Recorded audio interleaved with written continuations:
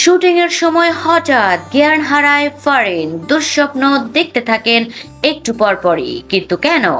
ভিকি জাহেদের পরিচালনায় আসছে web series চক্র। এই সিরিজে অভিনয় করেছেন সময়ের জনপ্রিয় অভিনেতা তাসনিয়া ফারিন।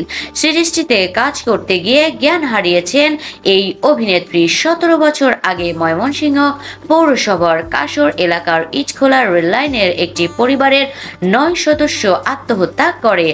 আলোচিত সেই ঘটনা চক্র সিরিজের চিত্রনাট্যে তুলে এনেছেন পরিচালক ভিকি জাহেদ।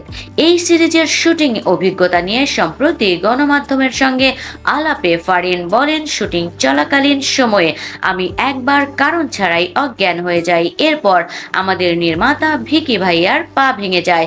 তারপর শুটিং চলাকালীন আমি প্রতিনিয়তই দুঃস্বপ্ন দেখতে থাকি। আমাদের শুটিং ইউনিটের অনেকেই কারণ ছাড়া আমাদের সেট থেকে চলে যাচ্ছিলেন, যার ব্যাখ্যা আসলে আমরা এখনো পাইনি।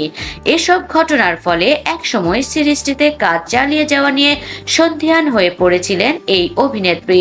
এক পর্যায়ে মনে প্রশ্ন জাগে, কাজটি করা আমার ঠিক হচ্ছে কিনা। এই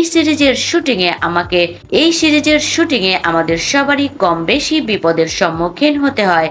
যেমন আমরা যেখানে বা যেই ইউনিটে শুটিং করি, সেখানে প্রথম যেদিন গিয়েছিলাম সেই দিনই আমার ভেতরে নেগেটিভ কিছু উপলব্ধি হয়।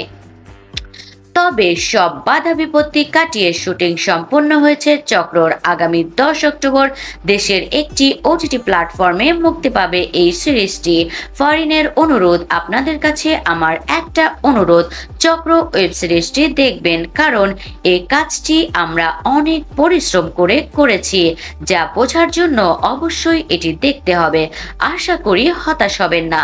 জনপ্রিয় নির্মাতা ভিকি জাহেদের এই সিরিজে তাসনিয়া ফারিন ছাড়াও আরো অভিনয় করেছেন তৌসিফ মাহমুদ, শাহেদ আলী, মার্শিয়া শাওন, একে আজাদ সেতু, মাসুদুল মাহমুদ রোহান সহ আরো অনেকেই।